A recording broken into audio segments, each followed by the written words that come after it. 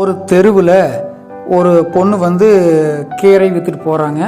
அப்படி கீரை விற்றுட்டு போகிறப்போ அந்த தெருவில் ஒரு வீட்டு வாசலில் ஒரு சின்ன பையனோட ஒரு அம்மா உட்காந்துக்கிறாங்க. கீரை வாங்க அவளை அந்த பொண்ணை கூப்பிட்றாங்க. இங்கே கீரை கொண்டு வாமா அப்படின்னு சொல்லி கூப்பிட்றாங்க. ஒரு கட்டு கீரை என்ன விலை அப்படின்னு அந்த அம்மா கேட்குது. 5 ரூபாய்ங்க அப்படின்னு அந்த அம்மா சொல்லுது. 5 ரூபாயா? 3 ரூபா தான் தருவேன். 3 கட்டு 3 ரூபாய்னு சொல்லி எனக்கு 4 கட்டு கொடுத்துட்டு போ அப்படின்னு இந்த அம்மா சொல்லுது. இல்லைம்மா வராதும்மா, அதெல்லாம் முடியாது, 3 ரூபா தான் அப்படின்னு சொல்லி போட்டு இந்த அம்மா பேரம் பேசுகிறா. அந்த அம்மா அதுக்கு கீரைக்காரம்மா ஒத்துக்க மாட்டேங்குது. பேரத்துக்கு அந்த அம்மா உண்மையாலுமே ஒத்துக்கலை. அப்புறம் கூடை எடுத்துகிட்டு கொஞ்சம் தூரம் போகுது.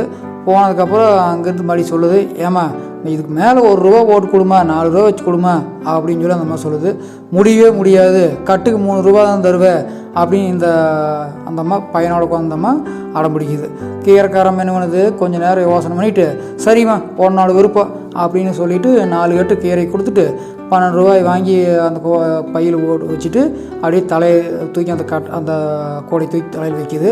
வைக்க அப்படியே கீழே சரிஞ்சு அப்படியே மயக்கம் போட்டு விழுகுது. மயக்கம் போகிற மாதிரி அப்படியே விழுகுது. என்னடியம்மா காலையில் எதுவும் சாப்பிட்லையா அப்படின்னு அந்த அம்மா அந்த கீரை வாங்கினம்மா கேட்குது. இல்லைம்மா போய் தான் கஞ்சி காய்ச்சணும் அப்படின்னு சொல்லி அந்த கீரைக்காரம்மா சொல்லுது. சரி இரு இதோ வாரேன் அப்படின்னு சொல்லிட்டு இந்த கீரை வாங்கினம்மா வீட்டுக்குள்ளே போகுது. ஓடி போய் உள்ளே போய் திரும்பி வர்றப்போ ஒரு தட்டில் ஒரு 6-7 இட்லி வச்சு சட்னியே சாம்பார்லாம் ஊற்றி வந்து இந்தாம்மா சாப்பிட்டு போ அப்படின்னு சொல்லி போட்டு கீரைக்காரம்மாட்ட கொடுக்குது. இது எல்லாத்தையும் அந்த சின்ன பையன் பார்த்துட்டு இருக்கிறேன்.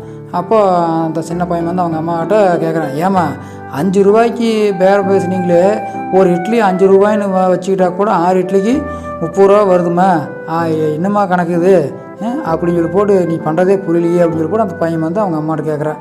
அப்போ கேட்குறக்கு அந்த அம்மா கீரை வாங்கினம்மா சொல்லுது, வியாபாரத்தில் தங்க தர்மம் பார்க்கக்கூடாது, தர்மத்தில் வியாபாரம் பார்க்கக்கூடாதுப்பா அப்படின்னு சொல்லி அந்த அம்மா சொல்லுது. இதுதான் உண்மையான மனித நியாயம் அப்படிங்கிற அந்த பையன் அந்த செயல் மூலிமா தெரிஞ்சுக்கிட்டான்.